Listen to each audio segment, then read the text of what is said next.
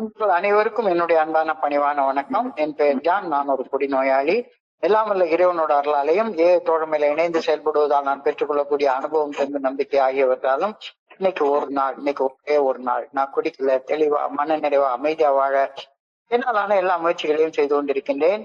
நண்பர் தேவா குறிப்பிட்டது போல கோயம்புத்தூர் ஒருங்கிணைப்பு மனசாட்சியின் தீர்மானத்தின் அடிப்படையில தினசரி இரவு 9:30 to 10:30 மணி நடக்கிற ஆன்லைன் மீட்டிங்ல 24 hours a day, 24 மணித்துளிகள் ஒரு நாள் அப்படின்ற புத்தகத்துல இருந்து ஒவ்வொரு நாளும் ஒவ்வொரு பக்கமாக எடுத்து வாசித்து விளக்கம் பார்த்து கலந்தாய்வு செய்து அதன் தொடர்ச்சியாக இன்னைக்கு நாம அடைந்திருக்கிற பக்கம் செப்டம்பர் மாதம் 11ஆம் நாள். இந்த செப்டம்பர் மாதம் 11ஆம் நாளுக்கான சிந்தனையை முதல்ல வாசிட்டு அதற்கப்புறமாக அதற்கான விளக்கத்தை பார்த்து கலந்தாய்வு செய்து இந்த கூட்டத்தை நிறைவு செய்வோம். ஸோ இந்த செப்டம்பர் 11க்கான சிந்தனையை வாசிப்பதற்கு நண்பர் தேவா அவர்களே அன்போட பணியோட அழைக்கிறேன். ஓட் யூ தேவா. தேங்க்யூ. செப்டம்பர் 11. தேங்க்யூ. நன்றி.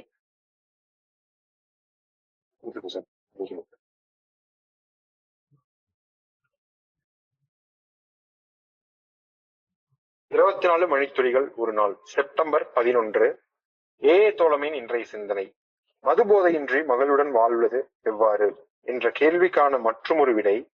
நீங்கள் உங்களை சுற்றி வாழும் நண்பர்களுடன் ஒரு புதிய அற்புதமான நட்புறவில் இணைக்கப்படுவீர்கள். நாம் அனைவரும் ஒன்றிணைந்து நம் பொதுவாக அழித்துக் கொண்டிருக்கும் குடிநோய் என்ற அழிவிலிருந்து இணைக்க ஆரம்பிப்போம். அனைவரும் ஒன்றிணைந்து ஒருவருக்கொருவர் தோள் கொடுத்து நின்று ஒரு பொதுவான மேம்பட்ட நிறைவான வாழ்க்கையை நோக்கி முன்னேறுவோம். அனுபவம், தெம்பு, நம்பிக்கை ஆகியவற்றை பகிர்வதால் இன்னொரு மனிதர் உயிர் பிழைத்து வாழ்ந்து வாழ்வின் அர்த்தத்தை கண்டுணர்வதை நாம் உணர வருவோம். இந்த உணர்வு நமது ஆழ்மன ஆனந்தத்தையும் சுயமதிப்பையும் பன்மடங்கு வளர்க்கும். நம்மையே நாம் பயனுள்ள மனிதர்களாக உணர ஆரம்பிப்போம். இந்த அனுபவங்களை நாங்கள் பெற்றுள்ளோம். நீங்கள் இதே அனுபவங்களை நிச்சயமாக பெறுவீர்கள். இந்த அனுபவங்கள் எனக்கு நிகழ்ந்துள்ளனவா? தியானம். தீமையை வெல்லும் வலிமையாகவும் தவறு செய்ய சோதிக்கப்படும் தருணங்களில் சோதனைகளை எதிர்த்து நிற்கும் ஆற்றலாகவும் இறையருட்பேராற்றல் தன்னை வெளிப்படுத்துகின்றது. நான் பயனற்ற நம்பிக்கை இழந்த நிலையில் இருக்கும் போது அந்த நிலையிலிருந்து மீண்டு பயனுள்ள சராசரி மனிதராக மாறுவதற்கு இறையருட்பேராற்றல் மட்டுமே உதவுகின்றது.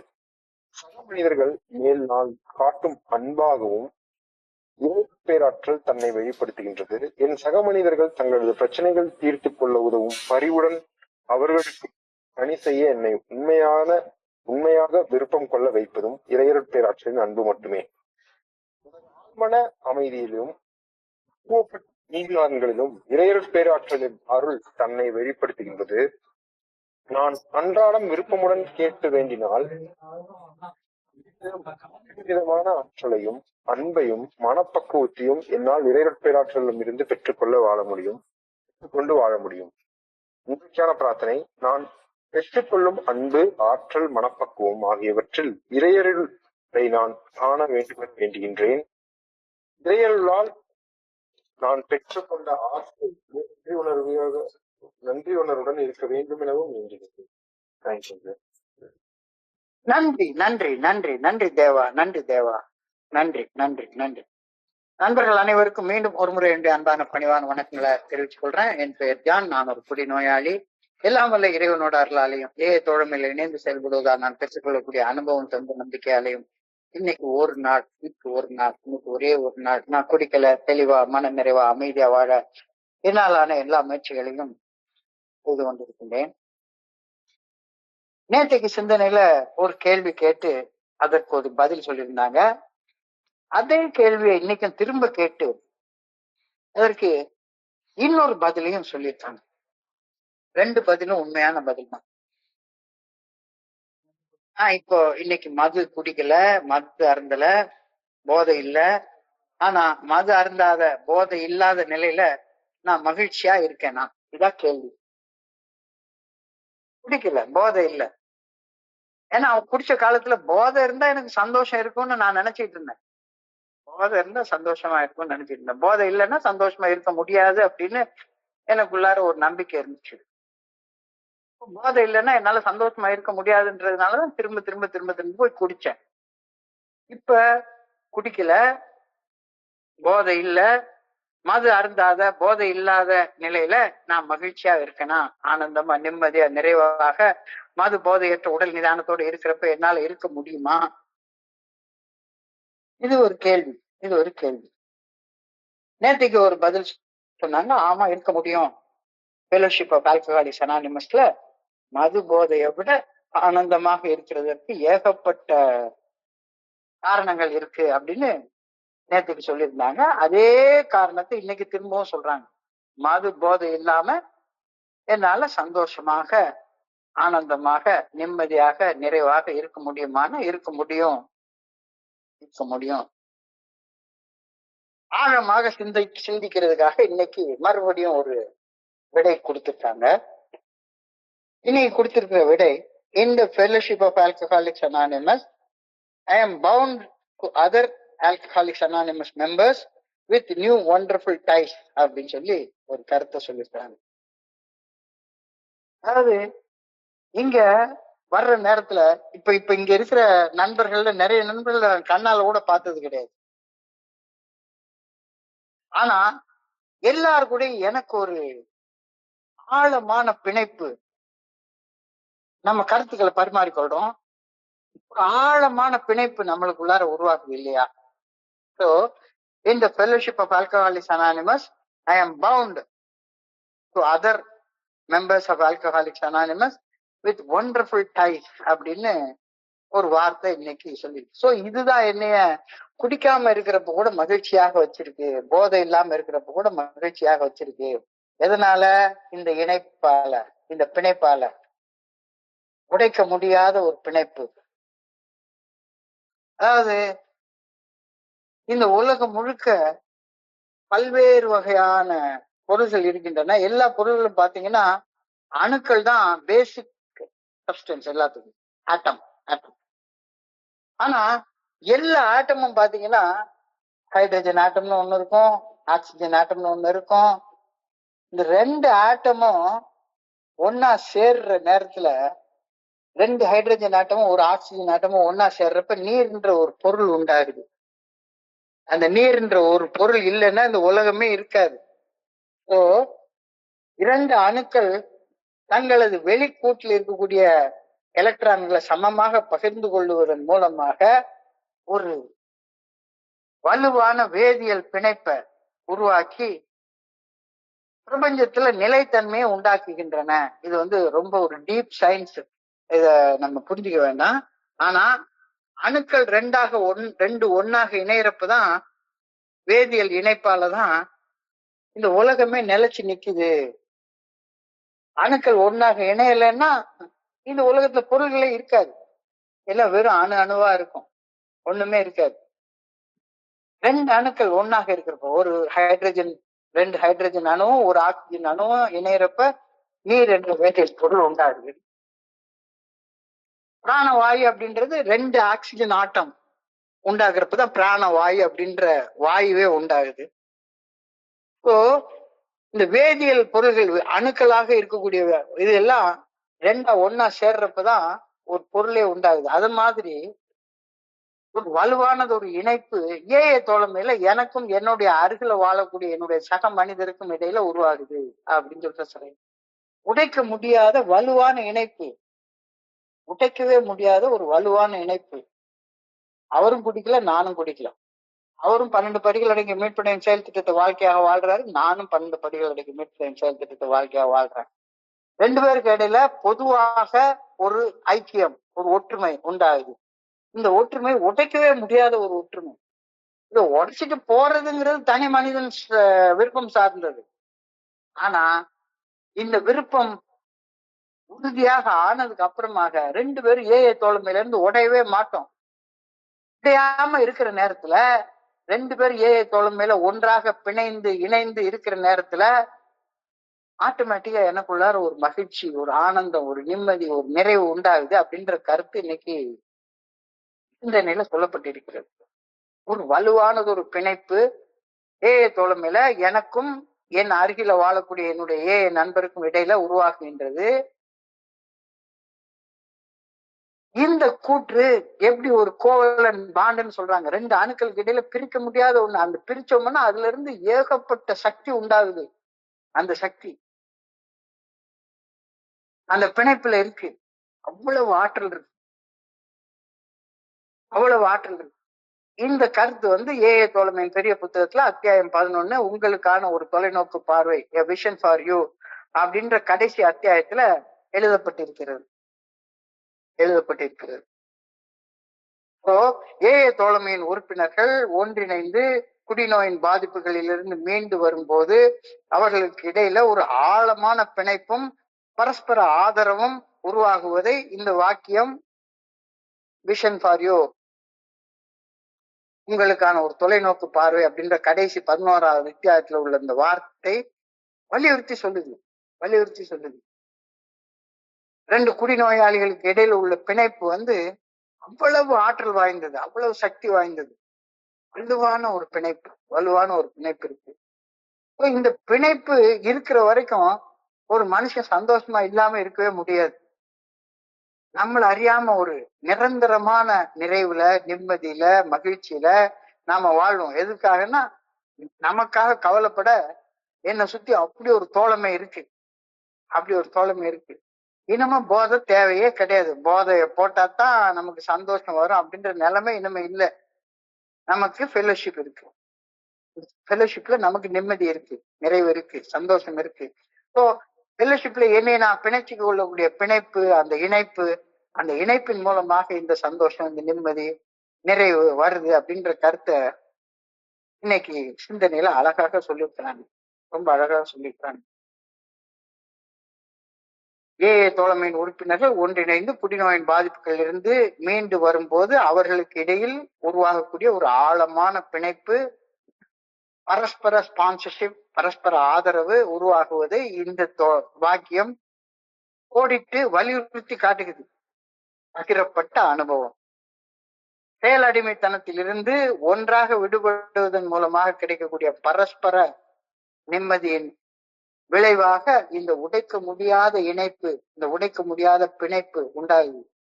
நீயும் கஷ்டப்பட்ட, நானும் கஷ்டப்பட்டேன்.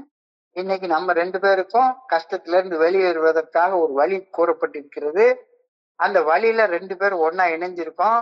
இந்த பிணைப்பு உடஞ்சு போச்சுதானே உனக்கு நிம்மதி இருக்காது, நிறைவு இருக்காது. மறுபடியும் அடுத்தவனை குத்தம் சொல்லிட்டு உட்கார்ந்துருப்ப, குறை சொல்லிட்டு உட்கார்ந்துருப்ப. நீ போய் புதுசா ஒரு குழு ஆரம்பிச்சுட்டு உட்கார்ந்துருப்ப, புதுசா இன்டர்வியூ கொடுக்க ஆரம்பிச்சுட்டு உட்கார்ந்துருப்ப. அனிவர்சரி கொண்டாடுறதுலயே உன்னுடைய கவனங்கள்லாம் இருக்கும். ஆனா நீ என்னைக்கு குடிநோயின் பாதிப்புகள்ல இருந்து மீட்படைவதற்காக நானும் ஒரு வழியை கண்டுபிடிச்சிருக்கிற, நீயும் ஒரு வழியை கண்டுபிடிச்சிருக்கிற. இந்த வழி ஏ தோழமை பரிந்துரைக்கக்கூடிய 12 படிகள் அடங்கிய மீட்படையும் செயல் திட்டம் அப்படின்னு ஆகிறப்ப ரெண்டு பேரும் ஒரு பொதுவான இணைப்புல, ஒரு பொதுவான பிணைப்புல ஒன்னா சேர்றோம்.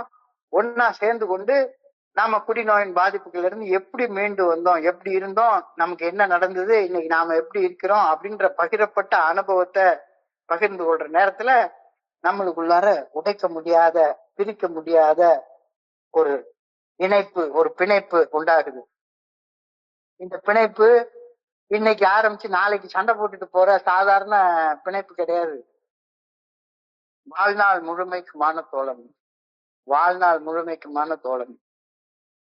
மற்றவரை ஆதரிப்பதால் உருவாகக்கூடிய உடைக்க முடியாத ஒரு சமூகத்தை, ஒரு தோழமைய நாம உருவாக்குறோம் அப்படின்றத இந்த வரி சுட்டி காட்டுது. In the Fellowship of Alcoholics Anonymous, I am bound to other Alcoholics Anonymous members with a new wonderful tie. புதிய அற்புதமான பிணைப்போட என்னுடைய சுத்தி வாழக்கூடிய சக மனிதர்களோடு நான் இணைக்கப்படுகின்றேன். இது ஒரு நாளைக்கான உறவு கிடையாது, வாழ்நாள் முழுமைக்குமான ஒரு உறவு அப்படின்ற கருத்து இன்னைக்கு சிந்தனையில நம்ம ஆழமாக சிந்திக்கிறதுக்காக கொடுக்கப்பட்டிருக்கிறது. பரஸ்பரமாக பணி செய்வது.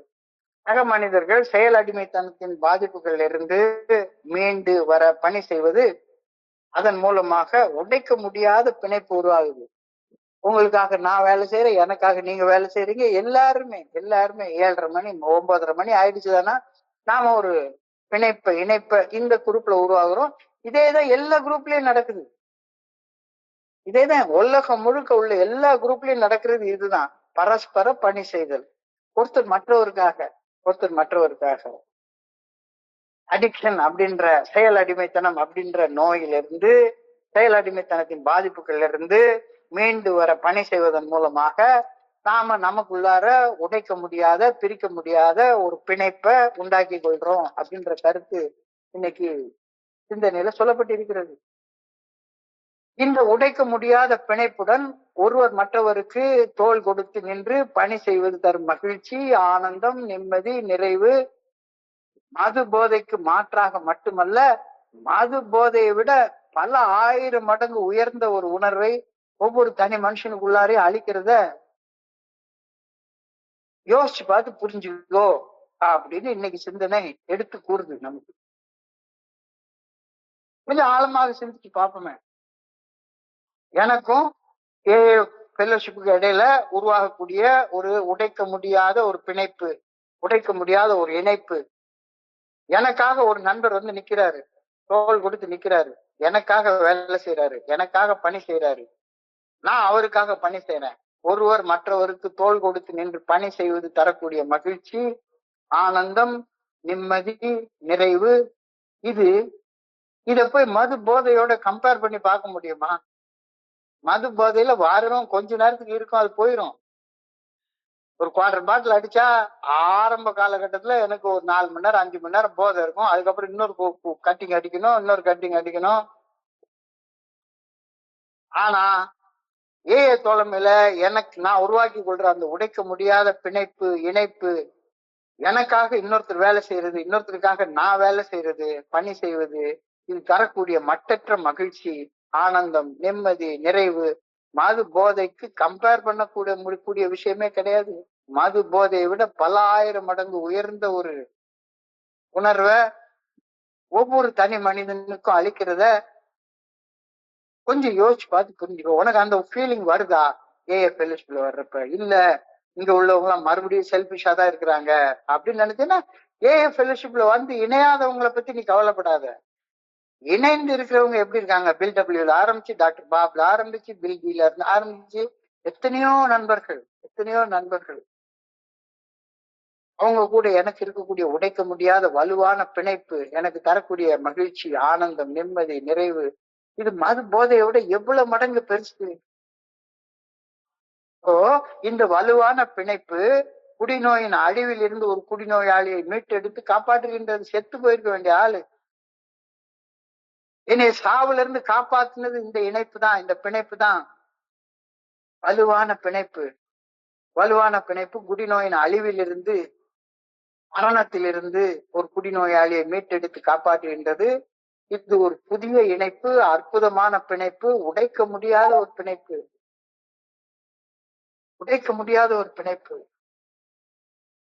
இந்த பிணைப்பு ஒரு குடிநோயின் பாதிப்புகளில் வாழ்ந்த ஒரு சலிப்பான, சோர்வான வாழ்க்கைக்கு மாற்றாக ஒரு மேம்பட்ட, நிறைவான வாழ்க்கைய உனக்கு கொடுக்குதா? குடிநோய் வாழ்க்கை எவ்வளவு கேடுகட்ட வாழ்க்கை. அதுல எனக்கு யாரு கூட எந்த இணைப்பும் இல்லை, பிணைப்பும் இல்லை, தனியா உட்கார்ந்து புலம்ப விட்டுருச்சு. திருவிளையாடல் படத்துல நாகேஸ்வர் வசனத்துப்பான், ஐயோ தனியா புலம்புறனே நிலைமைக்கு கொண்டாந்து விட்டுருச்சு இந்த மது. இந்த பிணைப்பு ஒரு குடிநோயாளியே குடிநோயின் பாதிப்புகளில் இருந்து வாழ்ந்த சலிப்பான, சோர்வான வாழ்க்கைக்கு மாற்றாக ஒரு மேம்பட்ட, நிறைவான வாழ்க்கையை கொடுக்குது. கொஞ்சம் யோசிச்சு பார்த்து அந்த நிறைவான வாழ்க்கையை நான் வாழ்ந்துட்டு இருக்கிறேனா அப்படின்னு யோசிச்சு பார்ப்போம். நான் எப்படி இருந்தேன்? குடிச்சு சாவுற நிலைமையில இருந்தேன். எனக்கு என்ன நடந்தது? தோழமையில வந்து இணைந்தேன். தோழமை எனக்கு குடிநோயின் பாதிப்புகளிலிருந்து மீண்டு வருவதற்கு ஒரு வழி சொல்லிச்சுது. 12 படிகள் அடங்கிய மீட்படையும் செயல் திட்டம்னு ஒரு வழியை சொல்லிச்சுது. அந்த வழியை வாழ்க்கையாக வாழ ஆரம்பிச்சேன். இதுதான் எனக்கு நடந்தது. இப்ப நான் எப்படி இருக்கேன்? காலையில இருந்து சாயங்காலம் வரைக்கும் எனக்கு என்கேஜ்மெண்ட்ஸ் வந்து டைட்டா இருக்கு. சந்தோஷமா இருக்கேன், நிம்மதியா இருக்கேன், நிறைவாக இருக்கிறேன். ஸோ நான் எப்படி இருந்தேன், எனக்கு என்ன நேர்ந்தது, இப்பொழுது நான் எப்படி இருக்கிறேன் என்ற அனுபவம் தெம்பு நம்பிக்கையை பகிர்வது செத்துக் கொண்டிருக்கும் என் சில சக மனிதர்கள் உயிர் பிழைத்து வாழ எவ்வாறு உதவுகின்றது என்பதை நான் தெரிஞ்சுக்கும் போது என்னுடைய வாழ்க்கைக்கே ஒரு அர்த்தம் கிடைக்குது. அது வரைக்கும் அர்த்தம் கெட்ட வாழ்க்கை. எதுக்கு குடிச்சேன்னு தெரியாது. நானும் கெட்டு, என் பொண்டாட்டியை கெடுத்து, பிள்ளைய படிக்க விடாம பார்த்து, என் முதலாளிக்கு நஷ்டத்தை உண்டு பண்ணி, ஒண்ணுத்துக்கும் பிரயோஜனம் இல்லாத ஒரு வாழ்க்கையை வாழ்ந்துட்டு இருந்தேன். எனக்கு ஏஏ ஃபெல்லோஷிப்ல ஒரு உடைக்க முடியாத ஒரு பிணைப்பு கிடைச்சது. ஏஏ ஃபெல்லோஷிப் பரிந்துரைக்கக்கூடிய 12 படிகள் அடங்கிய மேற்படும் செயல் திட்டத்தை வாழ்க்கையாக வாழ ஆரம்பிச்சேன். இப்ப நான் எப்படி இருக்கேன், நிம்மதியா இருக்கேன், நிறைவா இருக்கிறேன். சோ இந்த அனுபவம் தெம்பு நம்பிக்கையை பகிர்ந்து கொள்வது என்ன போல செத்துக்கிட்டு இருக்கிற ஒரு மனுஷன் உயிர் பிழைத்து வாழ உதவுகின்றது அப்படின்றத உணரும் போது என்னுடைய வாழ்க்கைக்கே ஒரு அர்த்தம் உண்டாகுதா இல்லையா? ஒரு புது அர்த்தத்தை உண்டாக்குது. You will know what it means to give yourself that others may survive and rediscover life. இதுவும் பெரிய புத்தகம் அத்தியாயம் 11ல உங்களுக்காக ஒரு தொலைநோக்கு பார்வை, a vision for you அப்படின்ற அத்தியாயத்துல காணப்படக்கூடிய அர்த்தம் நிறைந்த வார்த்தைகள் ஆகும். You will know what it means to give yourself that others may survive and rediscover life. நோயின் பாதிப்புகளில் இருந்து மீண்டவர்கள், அந்த நோயின் பாதிப்புகளில் வாழ்வோர் அந்த பாதிப்புகளில் இருந்து மீண்டு வர தோளோடு தோள் கொடுத்து நின்று இருக்கும்போது உருவாகக்கூடிய ஆழமான பிணைப்பை மேற்சொன்ன வார்த்தைகள் விரிவாக விவரிச்சு சொல்லுது. என்னுடைய அனுபவம் தெம்பு நம்பிக்கையை கேட்கறதுனால ஒருத்தன் செத்துக்கிட்டு இருக்கிற ஒருத்தன் உயிர் பிழைச்சு வாழ்க்கைன்னா என்னன்றதை கண்டுபிடிச்சுக்கிறான் அப்படின்னு சொல்றப்ப அப்பதானே வாழ்க்கைக்கு அர்த்தம் கிடைக்குது. அது வரைக்கும் நான் என்ன வாழ்க்கை வாழ்றேன்னு அர்த்தமே இல்லாத ஒரு வாழ்க்கை வாழ்ந்து கொண்டிருந்தேன். தன்னலமற்ற நிபந்தனையற்ற அன்பு மற்றும் சமூக நீதியின் உண்மையான அர்த்தத்தை மேற்கொண்ட வார்த்தைகள் விவரிக்கின்றன. அதாவது சோசியல் ஜஸ்டிஸ் அப்படின்னு சொல்றாங்க. சமூக நீதியை பத்தி இன்னைக்கு உலகம் முழுக்க பேசுறாங்க. உலகம் முழுக்க அமெரிக்காவில் ஆரம்பிச்சு எல்லா இடத்துலயும் சோசியல் ஜஸ்டிஸை பத்தி பேசுறாங்க. தன்னலமற்ற நிபந்தனையற்ற அன்பு மற்றும் சமூக நீதியின் உண்மையான அர்த்தத்தை இந்த வார்த்தை சொல்லுது. ஆமா, இந்த மாதிரி கஷ்டப்பட்ட ஒரு மனுஷன் கஷ்டப்படக்கூடாது. என்னுடைய அனுபவம் தெம்பு நம்பிக்கை பகிர்வதால் அந்த மனுஷன் அவன் படுற கஷ்டத்துல இருந்து விடுபட்டு வாழ்க்கையுடைய அர்த்தத்தை புரிஞ்சு கொண்டு வாழ்றான் அப்படின்றத தெரிஞ்சு கொள்ற நேரத்துல வாழ்க்கைக்கு ஒரு புது அர்த்தம் கிடைக்குது. என்னை சுற்றி கஷ்டப்பட்டு வாழ்ந்து கொண்டிருக்கும் என்னுடைய சக மனிதர்களுக்கு பணி செய்து வாழ்வதற்கு மூலமாக நான் இறையர் பேராற்றலால் ஏன் படைக்கப்பட்டேன் அப்படின்ற நோக்கத்தை உணர்ந்து அந்த நோக்கத்தின்படி வாழ்வதற்கான ஆற்றலை பெற்றுக்கொண்டு ஆற்றலோட நிம்மதியோட நிறைவோட வாழ்றதுல என்னுடைய கவனம் முழுக்கைய செலுத்துறேன். இது ஏஏ ஃபெல்லோஷிப்ல நடக்குது. தனிமைப்படுத்தப்பட்டு தனிமையில் வாடி வதங்கி வாழ்வதை தவிர்த்து சக மனிதருடன் பிரிக்க முடியாத பிணைப்பில் இணைந்து வாழ்வதையும் என்னுடைய நோயின் பாதிப்புகளில் இருந்து பரஸ்பரம் குணமடைவதையும் இந்த வார்த்தை வலியுறுத்தி சொல்லுது. விஷன் ஃபார் யூ, உங்களுக்கான ஒரு தொலைநோக்கான பார்வை, வாழ்க்கைக்கு ஒரு அர்த்தம் கிடைக்கும். நீ குணமடைவ, உன்னை சுத்தி வாழக்கூடிய உன்னுடைய சக மனிதன் குணமடைவதை கண்ணால பாப்ப. உங்களுக்குள்ளார ஒரு தோழமை, ஒரு நட்பு, உடைக்க முடியாத ஒரு பிரிக்க முடியாத ஒரு நட்பு உருவாகிறத பாப்ப. இது நீ தவற விடக்கூடாத ஒரு அனுபவம். These are experiences you must not miss அப்படின்னு சொல்லி சொல்றாரு. தனிமைப்படுத்தப்பட்டு தனிமையில் வாடி வதங்கி வாழ்வதை தவிர்த்து சக மனிதர்களுடன் பிரிக்க முடியாத பிணைப்பில் இணைந்து வாழ்வதையும் என் நோயின் பாதிப்புகளில் இருந்து பரஸ்பரம் குணமடைவதையும் இந்த வார்த்தைகள் விவரித்து கூறுகின்றன. இதோடைய முக்கியமான அர்த்தம் என்னன்னு பார்த்தா கூட்டு பயணம், துன்பங்களில் இருந்து ஒன்றாக தப்பிப்பது.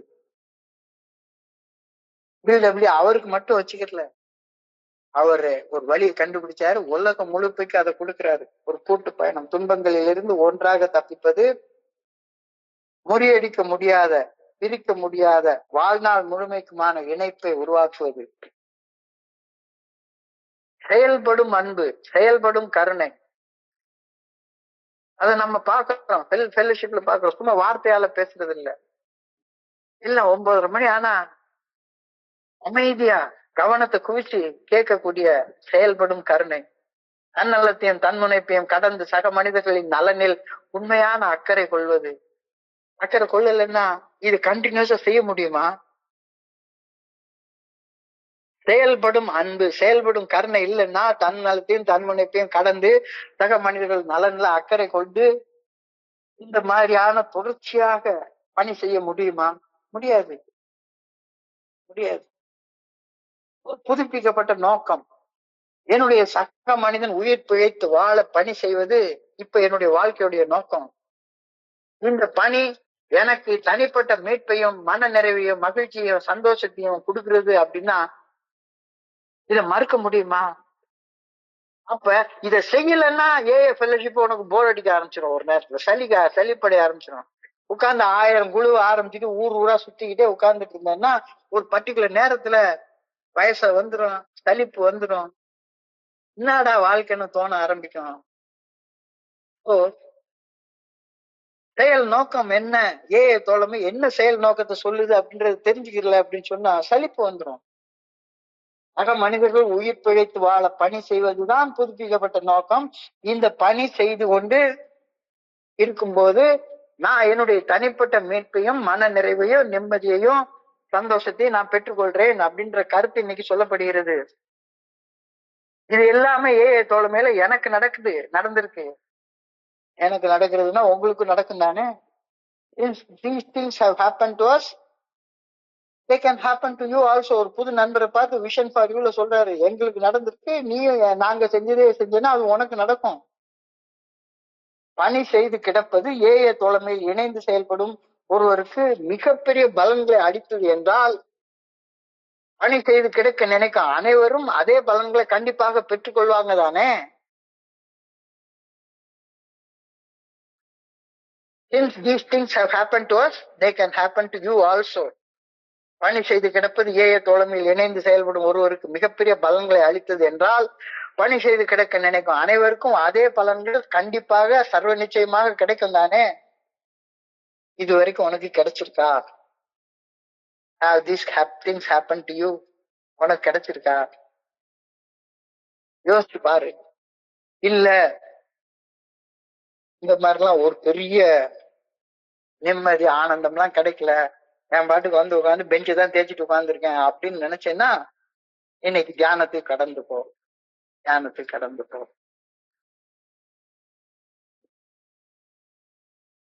இறையர் பேராற்றல்,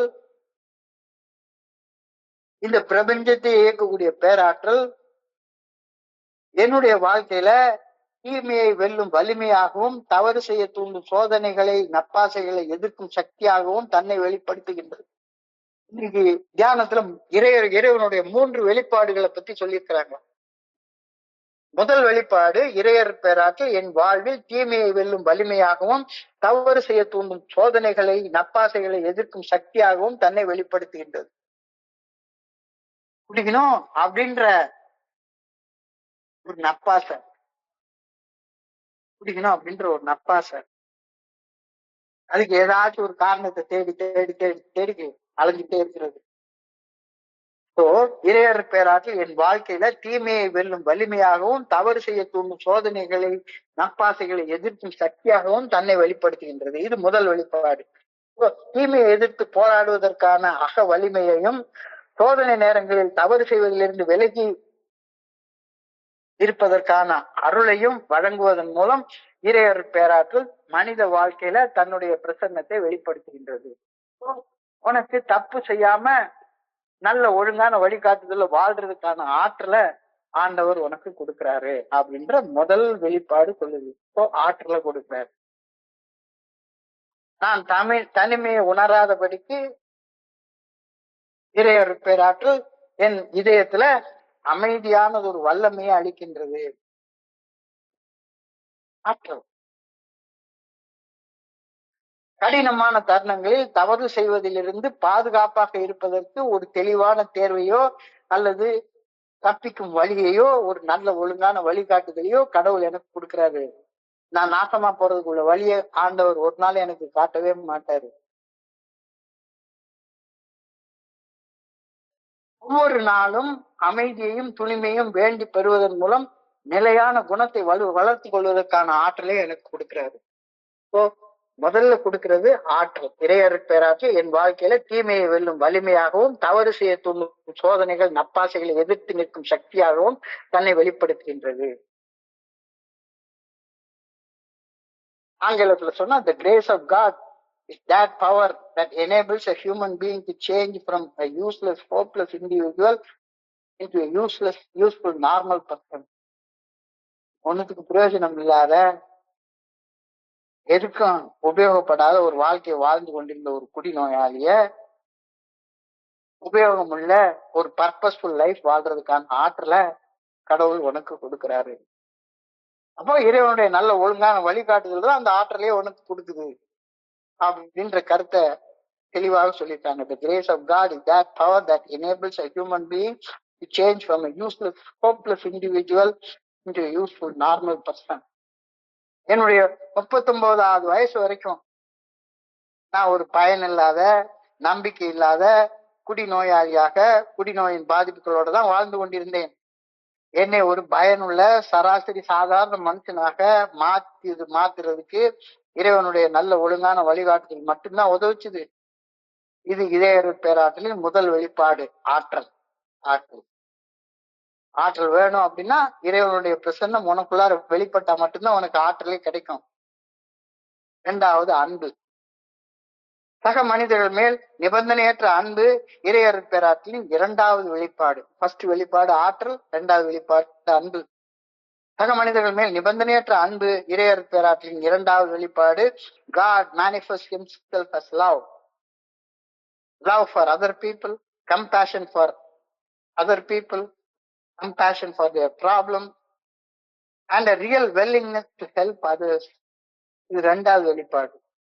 God manifests himself as love. First, God manifests himself as strength. இரண்டாவது, God manifests himself as love. Love for other people, compassion for other people, compassion for the problems of other people, and a real willingness to be of help to others. So, ஆற்றல், தீமையை வெல்லும் ஆற்றல், சோதனைகளை கடக்க ஆற்றல். இரண்டாவது அன்பு, தீமையால் கஷ்டப்படுபவர்கள் மேல செலுத்தக்கூடிய அன்பு, அதுவும் கடவுள்கிட்ட இருந்து கடவுளுடைய வெளிப்பாடுதான் அன்பு. மூன்றாவது வெளிப்பாடு ஆழமான அமைதி, deep peace. So, ஆற்றல், அன்பு, அமைதி. ஆற்றல், அன்பு, அமைதி. The grace of God manifests itself as peace of mind and serenity of character. இது மூன்றாவது வெளிப்பாடு. ஸோ இறையருட் பேராற்றலின் நல்ல ஒழுங்கான வழிகாட்டுதல் ஒரு தனி மனிதனுடைய அகவாழ்வு உருமாற்றி வெளிப்புற தொல்லைகள் இருந்த போதிலும் அமைதியான எண்ணங்கள், மௌனமான வலிமை, நிலையான சாந்த குணம் ஆகியவற்றின் மூலமாக தன்னை வெளிப்படுத்துகின்றது.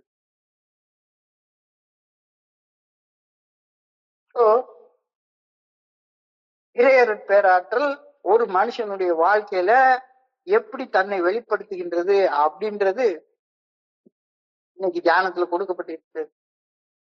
இது மூணு இருந்தா மட்டும்தானே உனக்கு குடிக்காம இருக்கிற நேரத்திலையும் அமைதி, நிம்மதி, சந்தோஷம், ஆனந்தம், எல்லையற்ற ஆனந்தம், நிபந்தனை இல்லாம ஆனந்தம், நிபந்தனை இல்லாத அன்பு, இதெல்லாம் கிடைக்கணும். அப்படின்னா இறையருட் பேராற்றலுடைய பிரசன்னத்தை ஆற்றலாகவும் அன்பாகவும் அமைதியாகவும் நீ உணர்ந்தா மட்டும்தானே உனக்கு கிடைக்கும். இறையருட் பேராற்றலின் நல்ல ஒழுங்கான வழிகாட்டுதல் ஒரு தனி மனிதனின் அகவாழ்வை உருமாற்றி வெளிப்புற தொல்லைகள் இருந்த போதிலும் அமைதியான எண்ணங்கள், மௌனமான வலிமை, நிலையான சாந்த குணம் ஆகியவற்றின் மூலம் தன்னை வெளிப்படுத்துகின்றது. மறுபடியும் ஆழமாக சிந்திச்சு பார்ப்போம். இறையருட் பேராற்றலுடைய வெளிப்பாடு ஒரு தனி மனுஷன் இருக்குது அப்படின்னா அவன் ஆற்றல் மிக்க மனுஷனாக இருப்பான், அவன் அன்பு மிக்க மனுஷனாக இருப்பான், அவன் அமைதி உள்ள மனுஷனாக இருப்பான், கவலை இல்லாத மனுஷனாக இருப்பான். இறையருட் பேராற்றலின் வெளிப்பாடு கவலையை அகற்றி ஆழ்ந்த தெய்வீக இளைப்பாறுதல் உணர்வை அளிப்பதன் மூலமாக ஒருவர் அன்றாட மன அழுத்தத்தை கையாளும் அந்த பக்குவத்தை அடைஞ்சிருப்பார். இப்போ ஆழ்ந்த அமைதி, ஆழ்ந்த சமாதானம் உள்ள மனிதன் எப்பவுமே தாறுமாறான எண்ணங்கள் வர்றது குறைஞ்சு போயிருக்கும். குடிக்கிற காலத்துல தாறுமாறான எண்ணங்கள், எப்ப பார்த்தாலும் கவலை. இங்க வந்து ஏஏ ஃபெலோஷிப்ல வந்து இந்த ஒர்க் அவுட் பண்ண ஆரம்பிக்கிறப்ப அமைதியான எண்ணங்கள், பதட்டமான கவலையை நிறுத்தி அதற்கு பதிலாக நம்பிக்கையை இந்த ஃபெலோஷிப் எனக்குள்ளார உருவாக்குகின்றது. பதட்டமான கவலையை நிறுத்தி அதற்கு பதிலாக, அதற்கு மாற்றாக நம்பிக்கையை ஏற்படுத்துகின்றது. எமோஷனல் டர்மாயில்னு சொல்லுவாங்க, உணர்ச்சி கொந்தளிப்பு, உணர்வு தடுமாற்றம். அது போய் உணர்வுகள்ல ஒரு நிலைத்தன்மை. இப்ப பார்த்தாலும் ஒரு மாதிரியான பயம், கோபம், பொறாமை, சந்தேகம், காமம், கொந்தளிச்சுக்கிட்டே இருக்கக்கூடிய நிலைமை, கொந்தளிச்சுக்கிட்டே இருக்கக்கூடிய நிலைமை. இப்போ நான் என்னுடைய வாழ்க்கையவே திரும்பி பாக்குறேன். ஒரு வருஷத்துக்கு முன்னாலன்றதை விட 8 மாசத்துக்கு முன்னால இந்த 24 hours a day இந்த ஷேரிங் ஆரம்பிக்கிற நேரத்துல என்னுடைய உணர்வுகள்ல இருந்த நிலைத்தன்மைக்கும் இப்ப நான் உங்க கூட பகிர்ந்து கொள்றப்போ ஒவ்வொரு வார்த்தையையும் நான் உன்னிப்பா கவனிச்சு பேசினேன். உணர்வுகளின் நிலைத்தன்மை கடினமான காலங்களில் மனம் சமநிலையில இருக்க இது உதவுகின்றது. எது? இறைவனுடைய ஆற்றல், இறைவனுடைய அன்பு, இறைவனுடைய அமைதி. இதுக்கு எடுத்தாலும் ரியாக்ட் பண்றது கிடையாது, மௌனமாக எதிர்வினை ஆற்றுவது, பதில் வினை ஆற்றுவது. என்னுடைய சக மனிதர்களோட கோபமாகவோ அல்லது கடுமையாகவோ நடந்து கொள்வதை இப்பெல்லாம் எவ்வளவு முடியுமோ அவ்வளவு தவிர்த்துடுறேன். எவ்வளவு முடியுமோ அவ்வளவு தவிர்த்துடுறேன். மௌனமாக பதில் வினை ஆற்றுவது, ரியாக்ட் பண்ணாம ரெஸ்பாண்ட் பண்றது. The ability to respond is a responsibility. I don't react. Reactability like responsibility. Responsibility is the ability to respond. Response plus ability is equal to responsibility அப்படின்னு என்னுடைய குருஜி எனக்கு சொல்லுவாரு. என்னுடைய உணர்வுகள் மூலமாக எதிர்வினை ஆற்றுவதை விட்டுட்டு மௌனமாக பதில்வினை ஆற்ற கத்துக்கிறேன். அமைதி, நிரந்தரமான பாதுகாப்பு உணர்வு இப்ப எனக்குள்ளார இருக்குது. இப்ப ஆற்றல், அன்பு, அமைதி இந்த மூணுமே இறைவனால் எனக்கு கிடைச்சதுன்னா ஆட்டோமேட்டிக்கா நான் என்னுடைய மனசாட்சிக்கு பணிஞ்சு வாழக்கூடிய ஒரு பணி உள்ள மனுஷனாக மாறுவேனா இல்லையா? மனசாட்சி உறுத்தக்கூடிய செயலை செய்ய மாட்டேன், மனசாட்சி சரின்னு சொல்லக்கூடிய செயலை செய்யாம இருக்க மாட்டேன். ஆட்டோமேட்டிக்கா அப்பு செஞ்சா அவன் தலையை வெட்டி போடணும் அப்படின்ற கோபம்லாம் வராது. கருணை, அன்பு, இப்போ பணிவும் கருணையும் இருக்கிற நேரத்துல ஆட்டோமேட்டிக்கா மன நிறைவு. என்ன குறை எனக்கு? ஒரு குறை இல்லை. ஆனா இது இல்லாத நேரத்துல எல்லாமே குறைவாதான் இருந்தது. தலைமைக்கு வர நேரத்துல அவனுக்கு இருக்கு, இவனுக்கு இருக்கு, எனக்கு மட்டும் ஒண்ணுமே இல்லை அப்படின்ற ஃபீலிங் தான் எனக்கு இருந்துட்டே இருந்தது. ஸோ இன்னைக்கு தியானத்தை சுருக்கமா பார்த்தா இறையர் பேராற்றல் தீமையை வெல்லும் ஆற்றலாக வெளிப்படுகின்றது. இறையர் பேராற்றல் நிபந்தனையற்ற அன்பு செய்யும் அன்பாக வெளிப்படுகின்றது. இறையர் பேராற்றல் ஆழமான அமைதியாக வெளிப்படுகின்றது. இந்த மூணு இல்லைன்னா நீ வந்து என்ன பிரயோஜனம் அப்படின்னு சொல்லி கேட்கிறாரு. உன்னுடைய செயல்கள்ல ஆற்றல் இல்லைன்னு கேட்டா எனக்கு ஆண்டவன் அதை ஆற்றலை கொடுக்கலன்னு நீ ஆண்டவன் மேலேயே பழிய போட்டுற. உன்னுடைய செயல்கள் அன்பு இல்லை அப்படின்னா ஆண்டவன் என்னை அன்பு செய்யல, அதனால நான் அடுத்தவன் அன்பு செய்யலைன்னு ஆண்டவன் மேலேயே பழிய போடுறேன். ஏன் அமைதியா இல்லை? ஆண்டவன் எனக்கு அமைதியை கொடுக்கல அப்படின்னு சொல்லி சொல்றேன். இந்த மூணையும் ஆண்டவன் என்னைக்கு உனக்கு கொடுக்காம இருந்தாருன்ற ஒரு கேள்வி என்னுடைய குருஜி கேட்டுக்கிட்டே இருப்பார். We can have plenty of power, we can have plenty of love, we can have plenty of serenity in our life if we are willing to ask God for these things we say. அவர் கேட்டதும் கொடுக்கறதுக்கு தயாரா இருக்க, நீ கேட்க மாட்டேங்கிற, கேட்டு அதுபடி வாழ மாட்டேங்கிற, எப்ப பார்த்தாலும் கடவுளையே குறை சொல்லிட்டு உட்கார்ந்து இருக்கிற. சக மனிதர்களை குறை சொல்றதும் கடவுளை குறை சொல்றதும் ரெண்டு ஒண்ணுதான். ரெண்டும் ஒண்ணுதான்.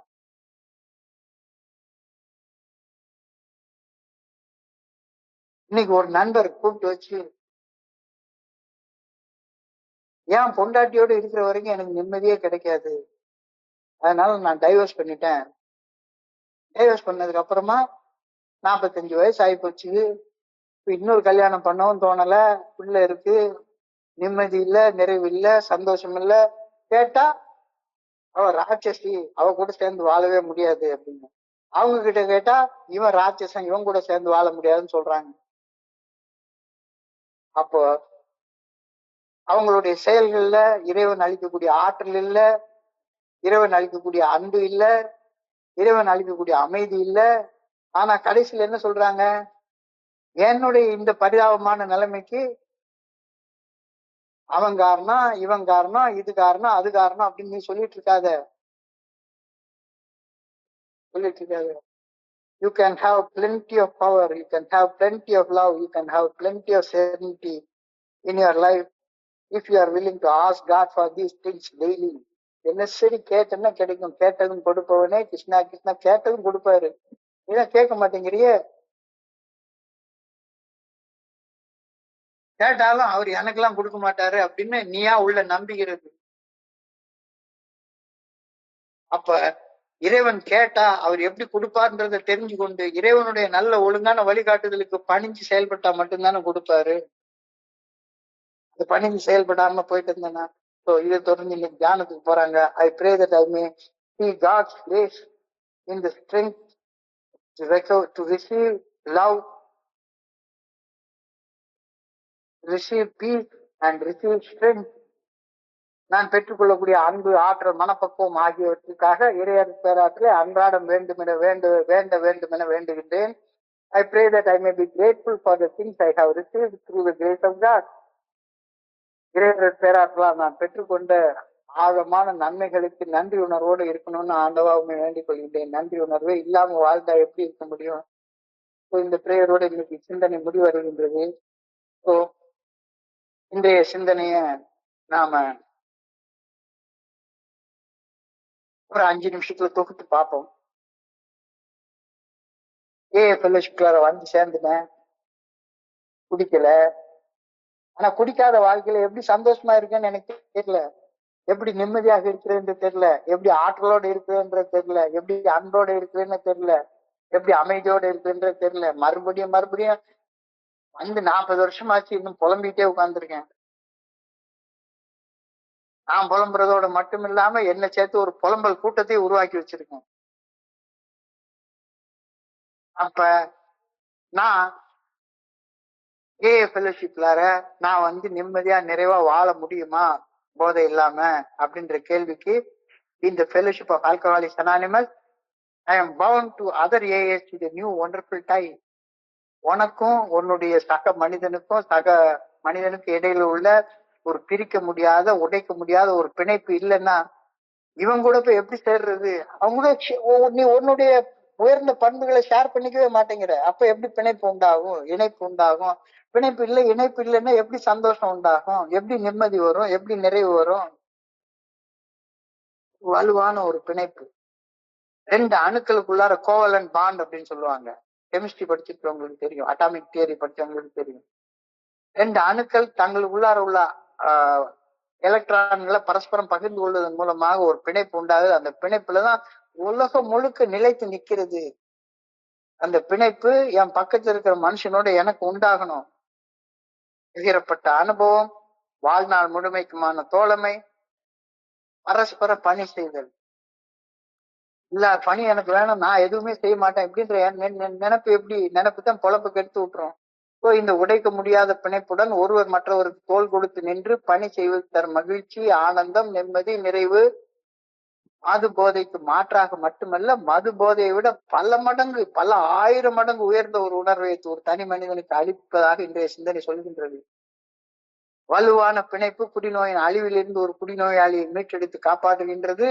ஒரு புதிய பிணைப்பு, அற்புதமான பிணைப்பு, உடைக்க முடியாத ஒரு பிணைப்பை நான் உருவாக்கினா மட்டும்தான் நிம்மதி, நிறைவு எனக்கு கிடைக்கும். இல்ல எப்ப பார்த்தாலும் யாரையாச்சும் குறை சொல்லிட்டே உட்கார்ந்து இருந்தேன்னா எனக்கு அந்த பிணைப்பு கிடைக்காது, இணைப்பு கிடைக்காது.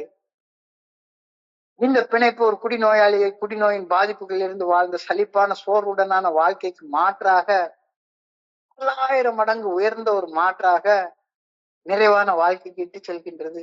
நான் எப்படி இருந்தேன், எனக்கு என்ன நடந்தது, இப்ப நான் எப்படி இருக்கேன் அப்படின்ற அனுபவம் தெம்பு நம்பிக்கையை பகிர்ந்து கொண்டிருப்பது என்ன போல செத்து கொண்டிருந்த ஒரு மனுஷன் அவன் உயிர் துடிப்போட வாழ்றதுக்கு உதவுது அப்படின்ற நேரத்துல என்னுடைய வாழ்க்கைக்கு ஒரு அர்த்தம் கிடைக்குது. அந்த அர்த்தத்தை எல்லாம் இப்ப நீங்க கொடுத்துட்டு இருக்கீங்க. You will know what it means to give yourself that others may survive and rediscover life. நான் என்னுடைய பகிர்வுனால ஒருத்தங்க அவங்க பட்டுக்கிட்டு இருக்கிற துன்பத்துல இருந்து மீண்டு வாழ்க்கைன்னா என்னன்றதை கத்துக்கிட்டாங்க அப்படின்னு சொன்னா எனக்குள்ளார நிம்மதி நிறைவு உண்டாகுது. இது பெரிய புத்தகம் அத்தியாயம் 11ல உங்களுக்கான ஒரு தொலைநோக்கு பார்வை, விஷன் ஃபார் யூ அப்படின்ற சாப்டர்ல கொடுக்கப்பட்டிருக்கிற அர்த்தம் நிறைந்த வார்த்தைகளாகும். நோயின் பாதிப்புகள் இருந்து மீண்டவர்கள், அந்த நோயின் பாதிப்புகளோட வாழ்ந்து கொண்டிருப்பவர்கள், அந்த பாதிப்புகள் இருந்து மீண்டு வர தோளோடு தோள் கொடுத்து நிக்கிறப்ப உருவாகக்கூடிய அந்த பிணைப்பு உனக்கு நிம்மதியை கொடுக்கும், நிறைவை கொடுக்கும், சந்தோஷத்தை கொடுக்கும், ஆனந்தத்தை கொடுக்கும். அதனால மற்ற நிபந்தனையற்ற அன்பு மற்றும் சமூக நீதி இதோடைய உண்மையான அர்த்தம் எல்லாம் உனக்கு இப்பதான் புரியும். இல்லையே தோழமையில நம்ம எல்லாரும் கூட்டு பயணம் செய்யறோம், செயல்படும் அன்பு செயல்படும் கருணையை வச்சிருக்கிறோம். ஒரு பழைய நோக்கம்லாம் கிடையாது, புதுப்பிக்கப்பட்ட நோக்கம். சக மனிதர்கள் உயிர் பிழைத்து வாழ பணி செய்வது மட்டும்தான் நோக்கம். இந்த பணி எனக்கு தனிப்பட்ட மீட்பையும் மன நிறைவையும் நிம்மதியையும் அளிக்கின்றது. இது எனக்கு கிடைச்சிருக்குது அப்படின்னு சொன்னா இங்க இருக்கிற எல்லாருக்கும் கிடைக்கக்கூடிய ஒன்று தானே. பணி செய்து கிடப்பது ஏஏ தலைமையில் இணைந்து செயல்படும் ஒவ்வொருவருக்கும் மிகப்பெரிய பலன்களை அளித்தது உண்மை என்றால் பணி செய்து கிடக்க நினைக்கக்கூடிய எல்லாருக்கும் அது கிடைக்கும் தானே. Have I got these things happen to me? இந்த அனுபவங்கள் எனக்கு கிடைச்சிருக்கா? வந்து 40 வருஷம் ஆச்சு, இன்னமும் உட்கார்ந்து அதே ட்ரங்கலாக தான் பேசிட்டே உட்கார்ந்துருக்கேன், புலம்பிட்டே தான் உட்கார்ந்துட்டு இருக்கிறேன். என்னை சுத்தி புலம்பிட்டு அலையக்கூடிய ஒரு முட்டா பசங்க கூட்டத்தை உருவாக்கி வச்சிருக்கேன் அப்படின்னு சொன்னா தியானத்துக்கு கடந்து போ. பேராற்றல் என்னுடைய வாழ்க்கையில தீமையை வெல்லும் வலிமையாகவும் தவறு செய்ய தூண்டும் சோதனைகளை நப்பாசைகளை எதிர்க்கும் ஆற்றலாகவும் சக்தியாகவும் தன்னை வெளிப்படுது. இறைவனுடைய வெளிப்பாடு, முதல் வெளிப்பாடு இதுதான். The grace of God is that power that enables a human being to change from a useless, hopeless individual into a useful, normal person. முதல்ல இறைவன் ஆற்றலாக வெளிப்படுகின்றார். என்ன ஆற்றலாக? படைக்கப்பட்ட நோக்கத்தை அறிந்து கொண்டு அந்த நோக்கத்தின்படி வாழ்வதற்கான ஆற்றலாக வெளிப்படுகின்றார். தப்பு செய்யறதுல இருந்து விலகி இருக்கிற ஆற்றல் கடவுளுடைய நல்ல ஒழுங்கான வழிகாட்டுதலின் மூலமாக மட்டும்தான் கிடைக்கும். இது முதல் வெளிப்பாடு. இரண்டாவது வெளிப்பாடு சக மனிதர்கள் மேல் நிபந்தனையற்ற அன்பு இறையருள் பேராற்றலின் இரண்டாவது வெளிப்பாடு. God manifests himself as love. Love for other people, compassion for other problems, for the problems of other people, and a real willingness to be of helpful to others. முதல்ல ஆற்றலை கொடுக்கிறாரு. என்ன ஆற்றல்? தீமையை வெல்லக்கூடிய ஆற்றல், சோதனைகளை கடந்து வரக்கூடிய ஆற்றலை கொடுக்கிறாரு. இரண்டாவது அன்பை கொடுக்கிறாரு. தீமையால கஷ்டப்படக்கூடிய மனிதர்கள் மேல நிபந்தனையற்ற அன்பு செய்யக்கூடிய ஆற்றலை கொடுக்கிறாரு. மூன்றாவது வெளிப்பாடு ஆழமான அமைதி. The grace of God manifests itself as peace of mind and serenity of character.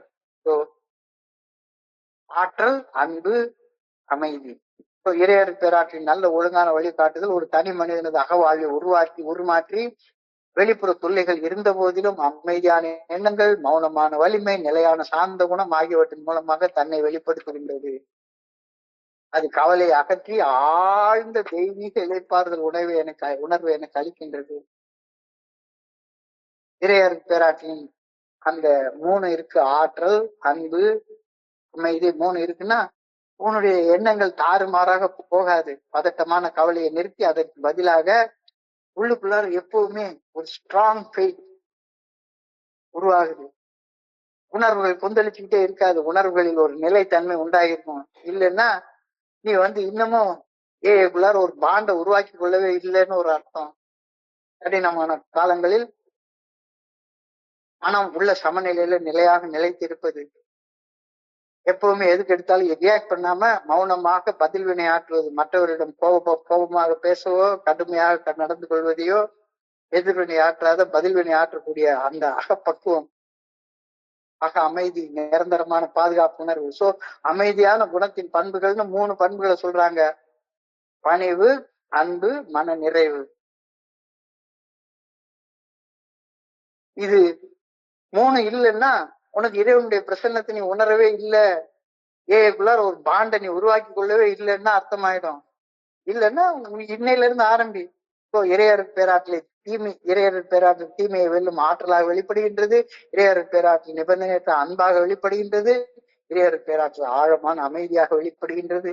We can have plenty of power. We can have plenty of love. We can have plenty of serenity in our lives if we are willing to ask God for these things each day. So prayer po, I pray that I may see God's grace in the strength I receive, in the love I know, and the peace I experience. நான் பெற்றுக்கொள்ளக்கூடிய அன்பு, ஆற்றல், மனப்பக்குவம் ஆகியவற்றை இறையர்களை நான் உணர வேண்டும் என. அது இல்லைன்னா இறையர்கள் இல்லைன்னு அர்த்தமாயிடும். கேட்டா கொடுப்பாரு, கேளு கேளு. I pray that I may be grateful for the things I have received. கேட்டா கிடைக்கும், கிடைச்சதுக்கு நன்றி சொல்லி நல்லபடியா வாழு அப்படின்னு சொல்லி இன்னைக்கு சிந்தனையை முடிச்சிருக்காங்க. இன்றைய சிந்தனையை படிக்கிறப்ப என் மனதை கடன் சென்ற சிந்தனைகளை உங்களோட பகிர்ந்து கொள்ள இந்த அற்புதமான வாய்ப்பு உருவாக்கி கொடுத்த இந்த குழுவிற்கு என்னுடைய மிக பணிவான நன்றிகளை தெரிவித்துக் கொள்றேன்.